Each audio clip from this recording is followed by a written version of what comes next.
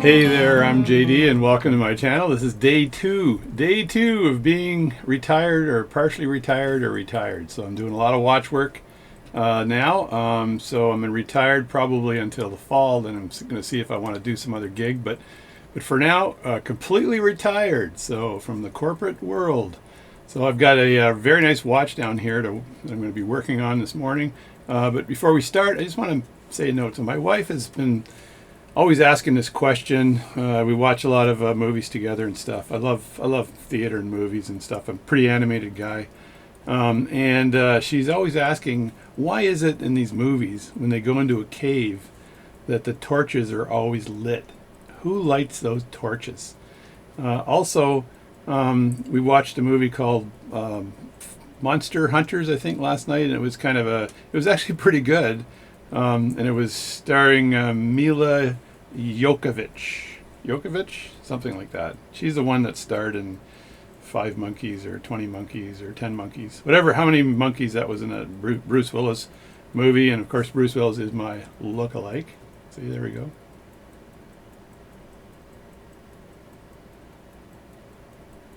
I was trying to do a Bruce Willis look there. It didn't work too well, but anyway. So she was in the movie, and in that movie, they're fighting these dragons and big monsters and stuff, and they're in an alternate universe. And in that movie, there were torches, and all the torches were lit. And that's when she said again, how come all the torches are lit in these movies? What's the story behind that? It makes no sense at all. Who lights the torches? Who lights the torches? So I need your comments. I need you to tell me who's lighting those torches. We need names. I need names. Who's lighting the torches? So that's my little discussion. So it's really good, like having my own time in the morning. So I get up, I have a cup of coffee, I do a little workout before I start doing anything. So this is day 2. So day 2 feels a bit different from day 1, because day 1 everyone was asking me how's day 1, and now no one cares because it's day 2. So, and being retired from the corporate world just means I don't have to worry about revenue. Anyway, I can worry about a lot of other things though.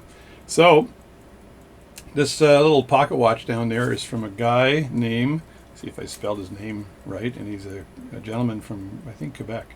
Luke. So this is for you, Luke. I made this video for you, Luke. Nobody else, just you.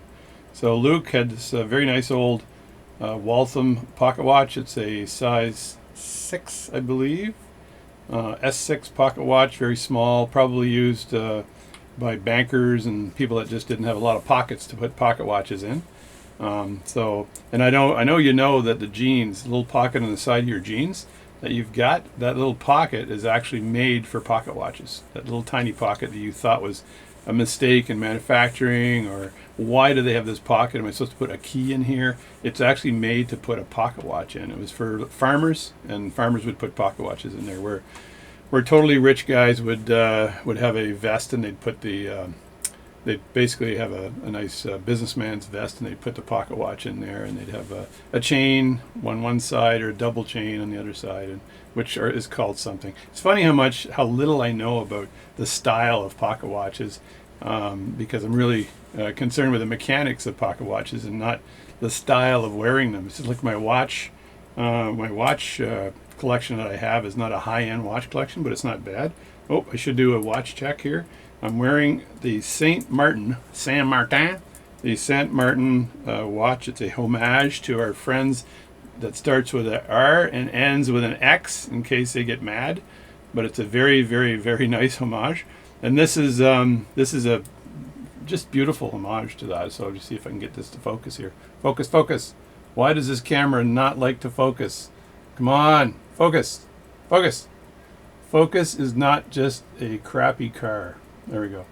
So there it is, and you see that Cyclops in there. I had moved that Cyclops clockwise by about 1 degree to get it to focus properly, because when you're wearing the watch on your wrist and they put the Cyclops lens, which is you're supposed to be able to take your watch and then read it like, let me see if I can do this, like this, And if you bring your arm up like that, your eyes are at an angle to the watch.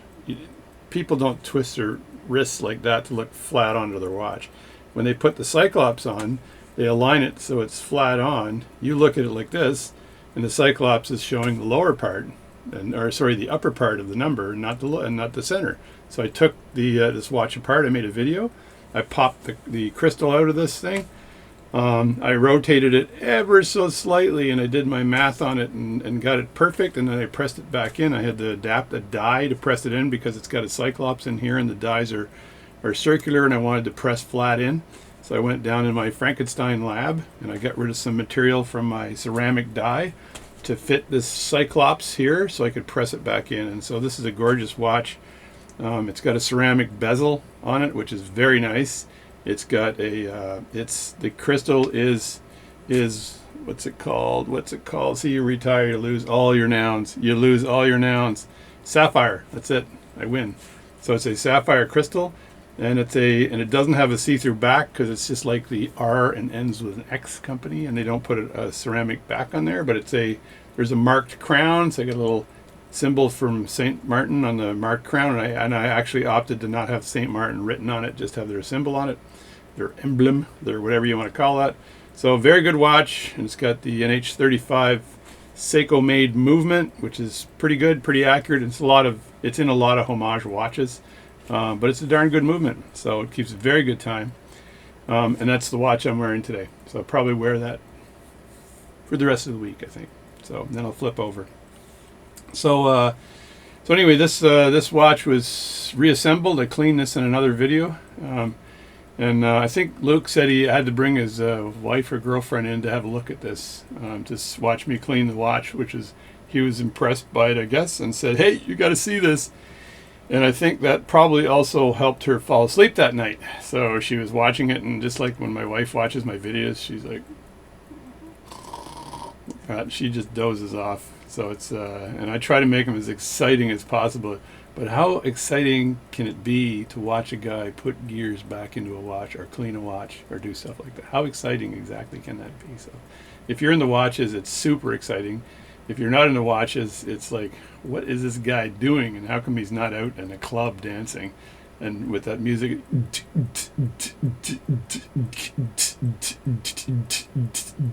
that's my club music. I can be nutty now because I'm no longer in corporate America. So I can be a little more nutty. I was nutty when I was working too. So anyway, so what I need to do on this thing here is I ordered a Waltham. And if you can look in the corner there, the bottom corner there, bottom right corner, you see the world's smallest little balance staff. So instead of making the balance staff, I was lazy this time. And for $13 US, I ordered the balance staff for this movement. And from Dave's Watch Parts. So I'm going to give him another plug here. So Dave's Watch Parts, I think he's cornered the market on these vintage watch parts. Just go to him if you need to buy a balance staff or a part of any type, and he's a really good guy, and he will hook you up, and he will ship you that part pronto. So, and he did me a real good favor the other day when I had another watch I was working on, and the width of the shaft on the roller table side was too small, so he actually fitted me another one and sent it to me.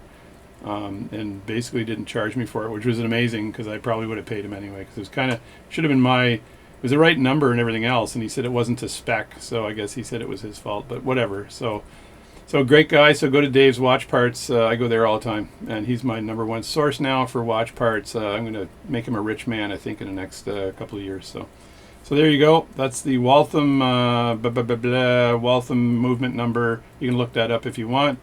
You can go to the pocketwatchdatabase.com, I think, to look up the pocket watch specs and the value and everything else. But I think they want donations now or something to keep this thing going. But it's really good, pocket watch database. So this is what I'm going to do today is I'm going to stake in the balance, stake in the roller table, make sure it's all aligned properly. And then when I put the hairspring in, I have to make sure that I have the proper beat error, which means that I have to very carefully align the hairspring so that the impulse jewel is centered between the banking pins, ladies and germs.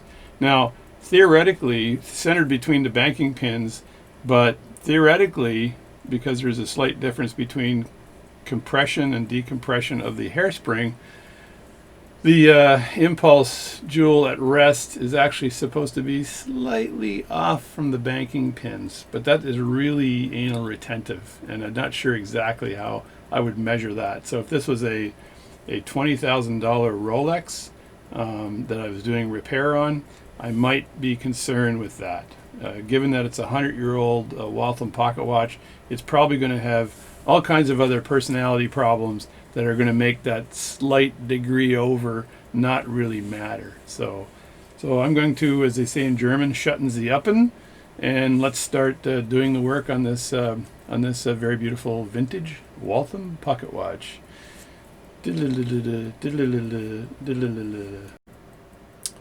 All right, I had to show you at least one more shot of this beautiful homage watch, diver's watch, whatever. So it's a beautiful watch. Could be my best watch so far, even though it was cheap as heck, but gorgeous watch. And one more note before I start: this beautiful Illinois 21 jewel pocket watch that I've been working on forever for a guy named Ed. I'll do the first names only here. Is ready to go. I ran it all night, and it is bang on the time. So it's doing really well. That's probably plus or minus 20 seconds per day, but actually doing really well. So I'll be shipping this out today sometime or tomorrow. All right, so the first thing I'm going to do, I think I need to turn up my mic as well, or just reposition it so it's a little bit louder. Turn it up a bit. Test. Yeah, that's good. The first thing I want to do here is make sure that the roller table, this is the right balance, so I want to make sure the roller table actually fits over the shaft where it goes and doesn't just drop to the bottom, which means I would have the wrong balance staff for that, because that's what happened with the other one, and I'm not sure why that did that. But so I'm just going to take this roller table and just place it on there. It doesn't really matter where it goes for now. I just want to make sure the shaft thing is right. So, and this is a single roller, not a double roller. So just drop that on for a second, like that. And look at that. That's not even going down. So is that right? Oh my God. So do I have to widen the hole, or what do I do here? I'm going to have to figure this out. This could be the second balance staff I have that doesn't quite fit. So if I look at the old roller, see if I can find the old balance staff. And see how this thing went on. This is the old one here with the broken pivot. So we just rest that on there.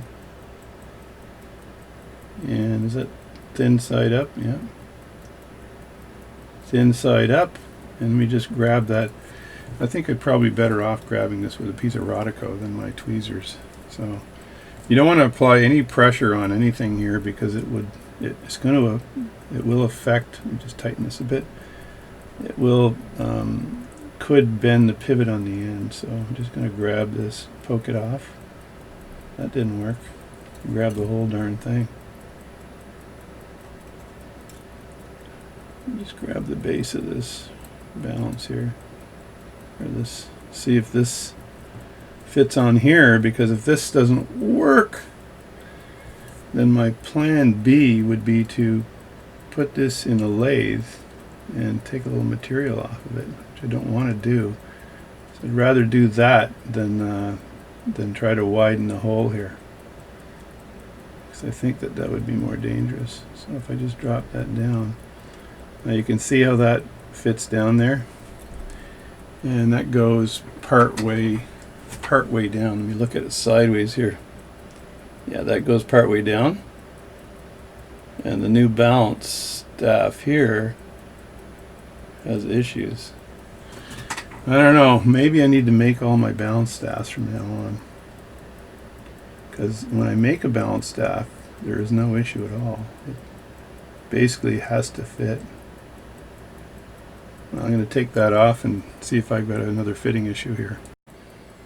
Alrighty, so this little bugger is the balance staff that I purchased that is actually not the right size, so it's too big compared to the original balance staff that I don't think I can get beside it here, but anyway, it's too big. So the lesson here is it's not the gentleman's fault, it's not Dave's fault, it's my fault, and I've learned that lesson on the previous staff, and I need to actually measure the dimensions of this balance staff and send Dave the dimensions as well, because just looking up the serial number and hoping that that serial number and the parts list for that serial number will be precise is not good enough. There are too many variations in these old watches to be that accurate. So in this case, I'm actually going to attempt to make, I shouldn't say attempt, I'm actually going to make a balance staff on my lathe for this particular watch, and I'll do that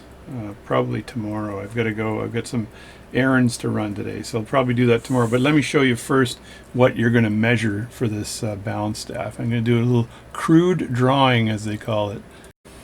Okay, if you're Canadian, you remember the show Mr. Dress Up when you were a kid, and he did things like make boats out of milk cartons.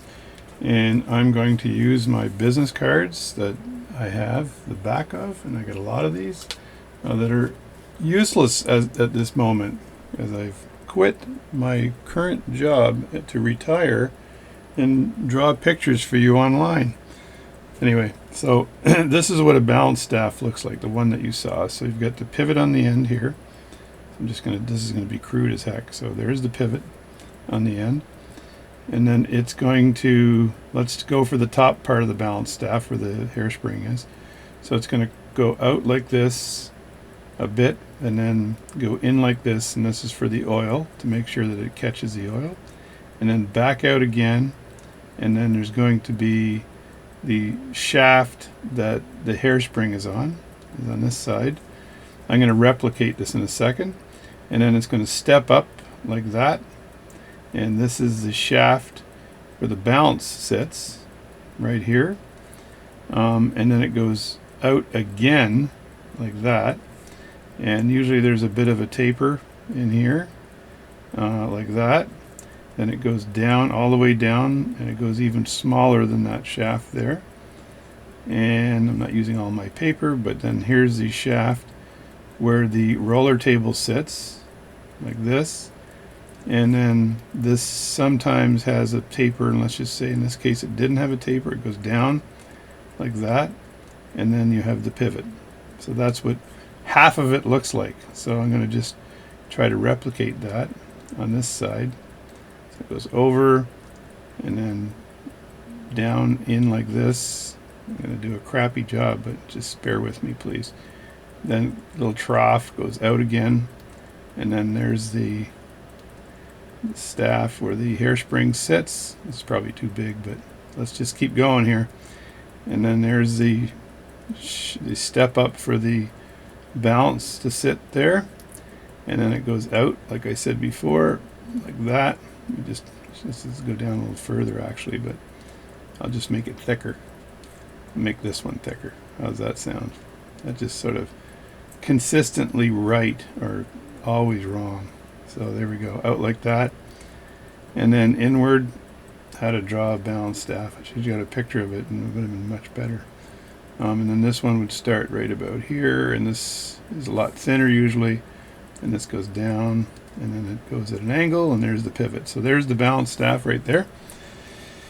And the balance is going to hang on to this part here, right? So the balance is going to be, I'll just draw a little dotted line, dots here. That's where the balance is going, like that.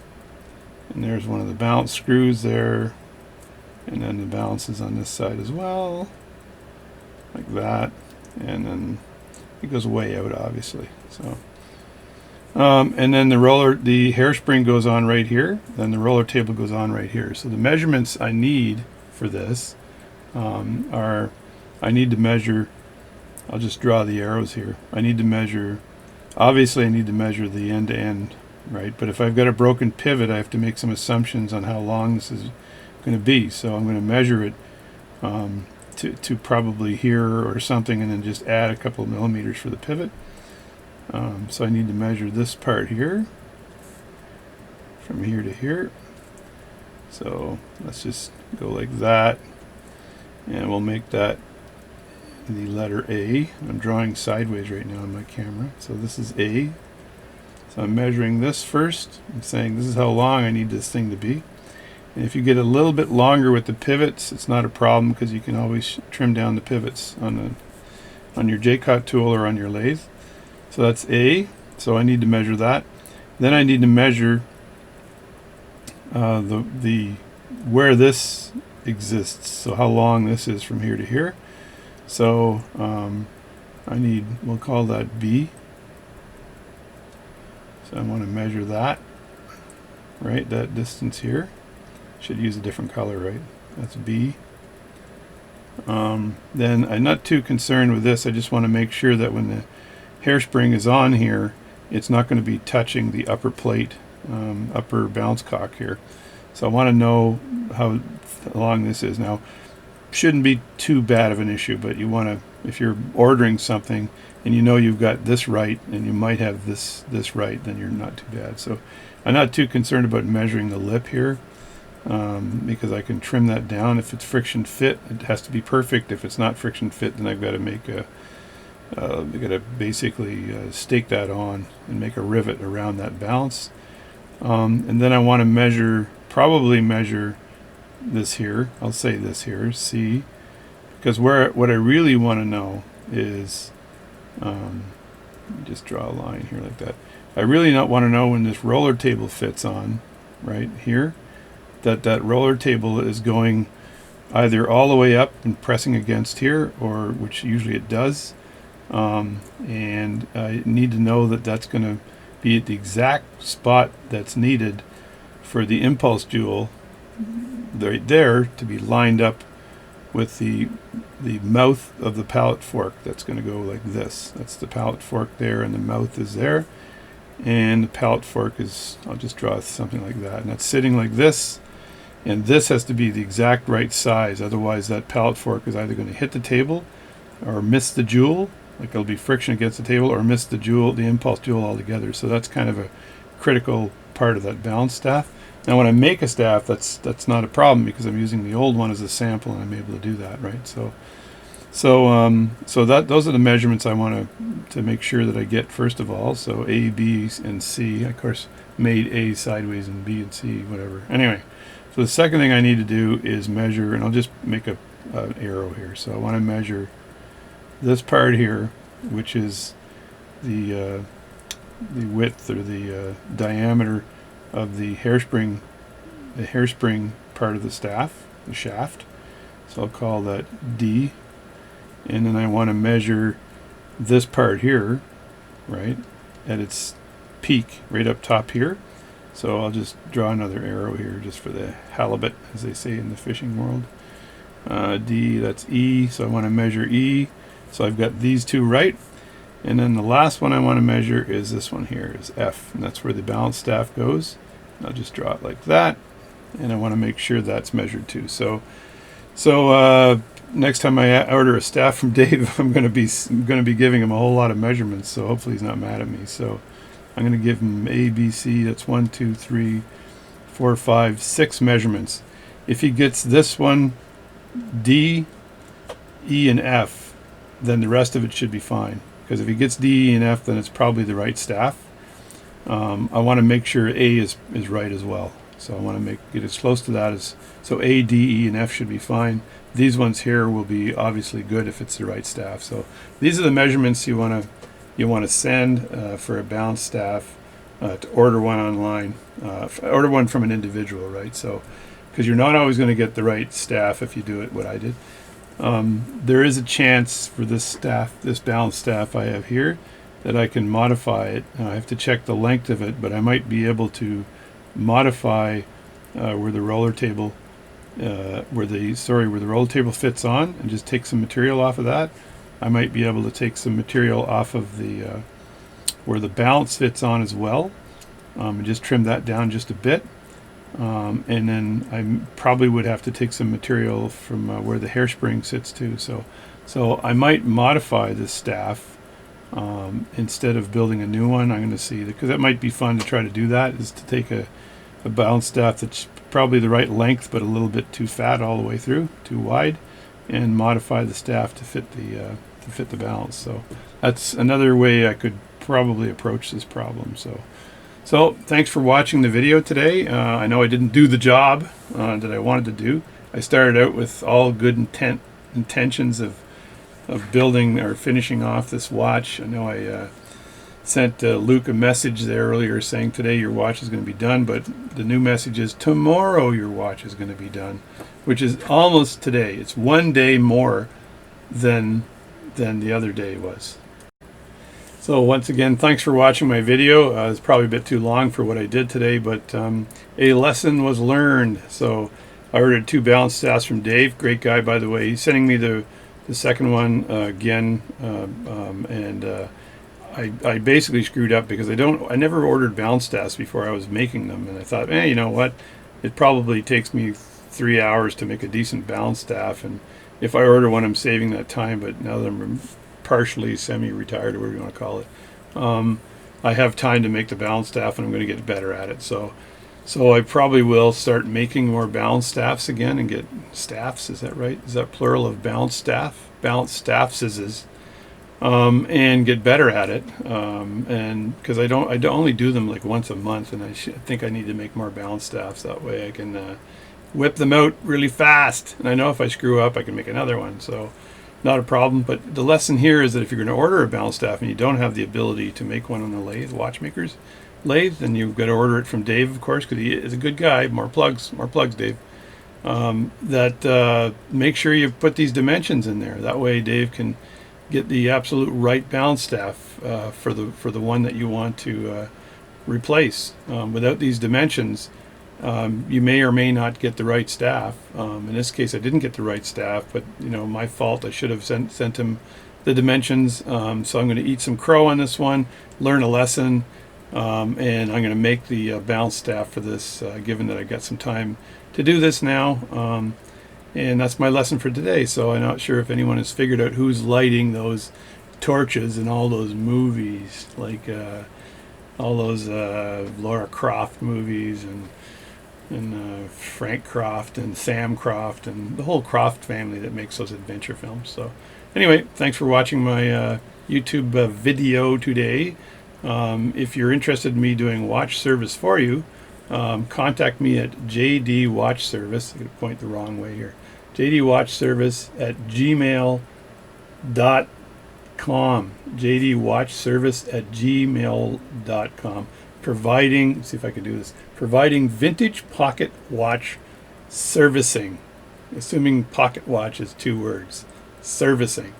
And that's a really nice Hamilton 21 jewel railroad grade watch with a crown over, or bar over a crown, BOC, on this watch, which is a gorgeous watch, just in case you're curious which that one is. So, and I like making the videos because I enjoy chatting with you folks, and I think you folks enjoy the videos. So I'm going to keep doing it, and I probably won't make any guitar videos, but I am progressing at week 5 of learning how to play slide guitar. I'm still not good enough to go completely audio or video with you guys on slide, but it's sounding pretty cool. I'm playing in I'm playing in G typically with standard tuning. So if I play a song in the key of G, then when I do my slide thing, I can use the B, E, A, G, B, D, E, E, A, G, B, D strings. G, B, and D strings open work well with that. So anywho, that's it. That's the video for today. I'm going to shut up, publish this thing, and I'll talk to you next time. Thanks for watching.